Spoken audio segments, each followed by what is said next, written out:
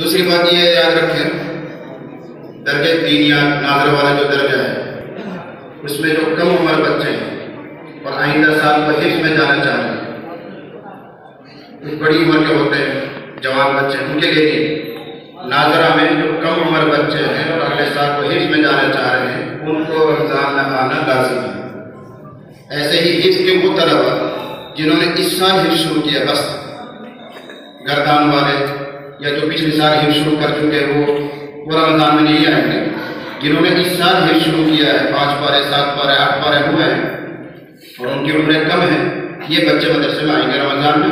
باقی تمام حفظ کے طلبہ نے جہاں چاہے مناسب دور سنا ہے، قرآن سنا ہے، ہماری طرف سے پابندی ان طلبہ کے لیے لسٹ میں نے الگ بنوا لی ہوگی جنہوں نے اس سال حفظ شروع کیا تھا اور عمر ان کی کم ہے، وہی رمضان میں یہاں آئیں گے۔ بڑے بچے رہتے ہیں تو تھوڑے کچھ مسائل پیدا ہوتے ہیں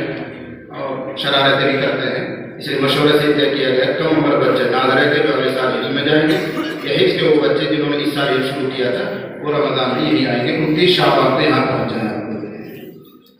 اور ایک اعلان مفتی صاحب نے کر ہی دیا ہے، جس طرح عربی اول اور فارسی کے طلبہ اپنی کتابیں خریدتے ہیں،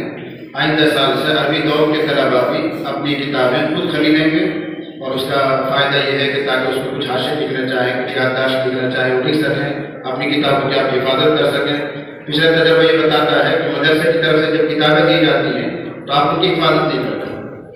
کتابیں پھٹ جاتی ہیں، حساب نہیں منگانی پڑتی، تو اکثر وہ سیدھا ہو جاتی ہے، پھاڑ کر آپ جمع کر دیتے ہیں، تو مدرسہ اتنا نقصان کیوں برداشت کرے؟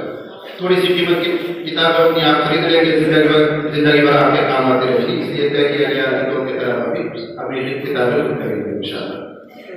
تیسرا اعلان یہ ہے کہ اگلے سال جو داخلے کی کارروائی شروع ہوگی وہ 1 دن نہیں، کم سے کم 5 دن چلے،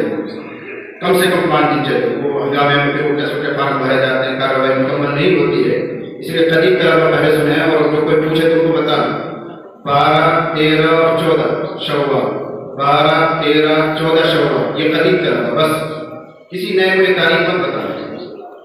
12 13 14 شوال میں صرف قدیم اور پرانے جو بچے ہیں وہی آئیں گے، ان کی ہی داخلے کی کارروائی ہوگی، دوسرے نئے بچے جب کوئی کارروائی نہیں کریں گے۔ پھر پوچھے تو آپ کو تاریخ مت بتانا۔ اس کے بعد 2 دن ہم دیں گے صرف جدید طلبہ کے۔ قدیم طلبہ جب آ جائیں گے تو ہمیں اندازہ ہو جائے گا کتنی گنجائش باقی ہے، کتنے بچے ہم لے سکتے ہیں۔ جب ہنگامہ ہوتا ہے، ایک ساتھ طلبہ آتے ہیں